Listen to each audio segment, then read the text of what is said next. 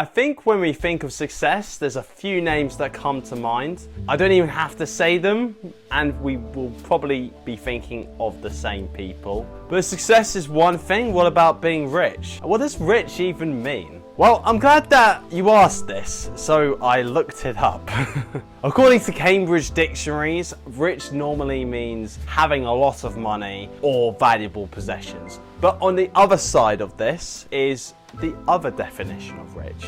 This is having or containing a large amount of something desirable or valuable. In the book How to Think and Grow Rich by Napoleon Hill, 1937 book I will add, he analyzes a big number of successful people such as Abraham Lincoln and Thomas Edison. And the whole aim of this book was to find the special source that links the characteristics of all these awesome people and figures and how they achieved their individual metrics for accomplishment and success. And this book is also written for the people that want to find these rules and see how they can experiment these on themselves and see if they can get any results in that way. And the main theme is that you shouldn't stop short of your goals. You should burn all the bridges to failure and destroy the things that are effectively bottlenecking you.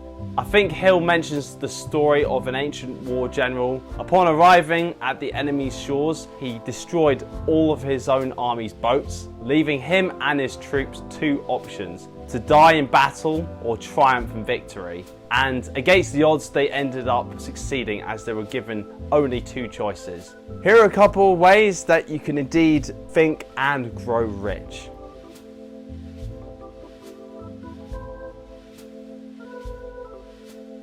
Napoleon Hill says quite famously in the book that success requires no apologies, failure permits no alibis. He talks of having this money-conscious desire, and this is where you think of the perfect amount of money that you could ever want. This also is the idea that if you think about money more, I guess, like consciously, you're going to take more steps to look after it when you do have it. And it's this idea that you have to look after and grow your money rather than splashing it on expensive drinks at a bar, for instance. And you've got to trick your subconscious into thinking this, so that way it, I guess, has an effect on your conscious actions, if that makes sense. And the repetition of orders and ideas is something which is called autosuggestion. Positive and negative emotions can't exist at the same time. There is some element of choice in terms of what you can focus on mentally at any given time. Like if I tell you to think of an elephant, you can't not picture an elephant. It's gonna be like...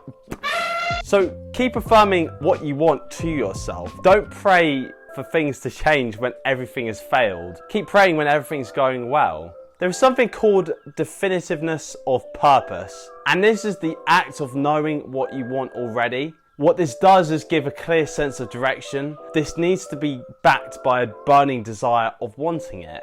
This is backed by having people that encourage you to make these moves in your life. If the people in your life don't follow your passions or at least support you in some way, just ignore them and focus on the people that do. And make a plan, and if that plan fails, make another one and keep working on that till you get some degree of momentum and success. And when you've got this burning desire to turn ideas into reality, and when it actually happens, it's the best feeling ever. You've got to think that you can do anything if you at least put your mind to it.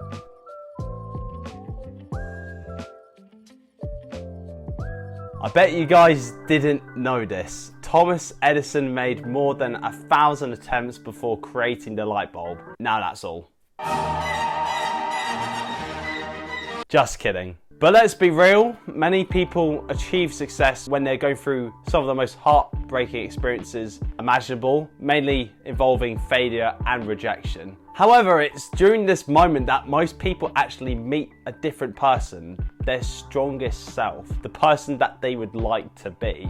I found that after the crap moments in my life, it gave me the chance to make a change and also live in a better way. In the book, Napoleon talks about a famous criminologist who found that when people are first exposed to acts of crime, they are actually disgusted by it. But when their environment changes to regularly expose them to crime and they get a bit more accustomed to it, they begin to be a bit more accepting, and after a period of time might even participate in this.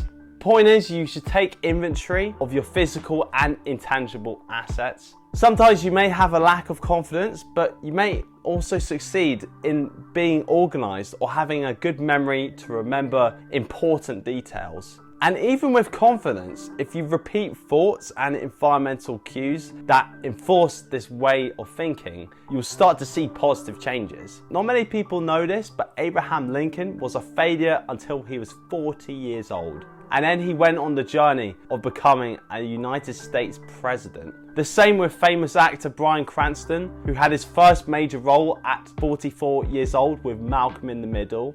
Now, success isn't a matter of waiting around till you're 40, but rather taking consistent actions and habits of accomplished people and then applying them to yourself. When we think of successful people, we tend to overlook the moments when they've got their, chin on the floor, when they're broke, when their partner cheated on them with their own best friend. Do not wait around. Define your purpose and begin immediately. Don't wait for the stars to align. Don't wait for your favorite series on Netflix to finish. Just get started. That simple.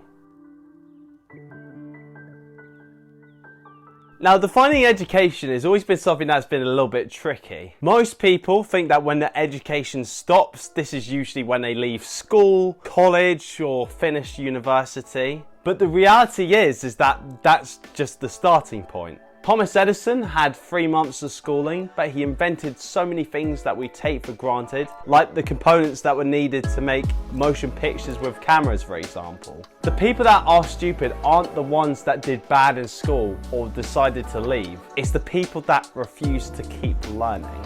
Obviously nowadays, your methods of education are limitless with podcasts and YouTube videos. But what's worse is when there's someone with lots of knowledge but does nothing with it. We all know someone that knows a good amount about something. Maybe it could be a career, a side hustle, or a hobby. But these people do nothing with this information. Napoleon talks of the idea that when you get into a rut where nothing is working, that is because the habit has been routinely formed where you actually believe in this idea. What you should do is take a look around and see what opportunity there is and just get going, get stuck in.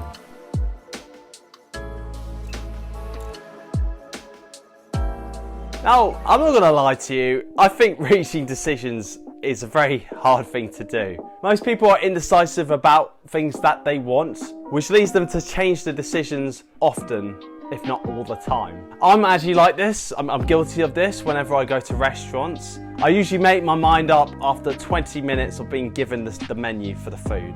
Hill makes the good point that the majority of people who fail to accumulate money sufficient for their needs are generally easily influenced by the opinions of others. Opinions are the cheapest commodities on earth.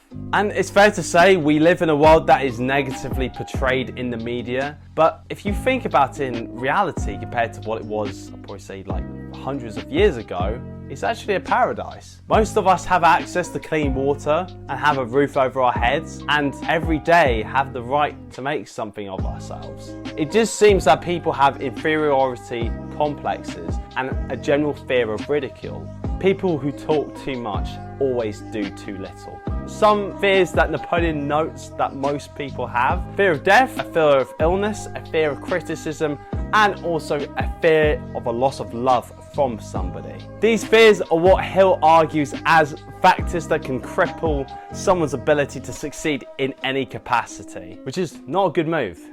Your susceptibility to bad influences can also have a bad effect on you generally. Like you're trying to save up for a new car, but your friend asks you, do you want to go out? And you end up spending all of your money till your next payday. Doing things that disagree with your own internal moral code can really mess you up. And on a side note, Hill mentions that real maturity happens when someone becomes, confident in being honest with themselves and their feelings.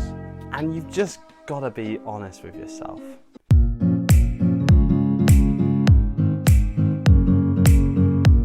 Now, I'm not going to beat around the bush. This is the act of not acting on the urge for physical or intimate moments, right? Instead of acting on your desires, perhaps you can use this energy, this sexual energy, and redirect it towards ambitions or projects. By resisting these temptations, you end up with more petrol in the tank to take on big, courageous moves. This sexual emotion that most adults have needs an outlet, and if you let that outlet be something that generates financial or subjective wealth for yourself, can't really lose. Napoleon Hill in the book talks about the fact that many historical figures such as French ruler Napoleon Bonaparte and writer Oscar Wilde had the presence of someone in their life that gave them sexual inspiration, which compelled them to do great, just badass things. I remember during my time working a sales job, I really wanted to impress this girl like so bad. I ended up dating her at a later point. I remember in the lead up to that point, I was putting in 100% into my work. And my sales figures reached record-breaking milestones. Just calls to show the influence that sometimes these desires can have on you. Hill also suggests that highly energized people have this magnetism and like a flow to them. There is a common misconception that people that are successful are cold-blooded. What they have in actuality is a mixture of willpower and persistence, and this is just by putting the desires to the side for one moment. This means watching less TV, going to less social gatherings. But the thing is, what we can argue is that short-term sacrifices can always lead to a massive gain over the long term. Anyway guys, that is it. Let me know what you think. Comment, like and subscribe, and I'll see you in the next video. Take care, bye bye.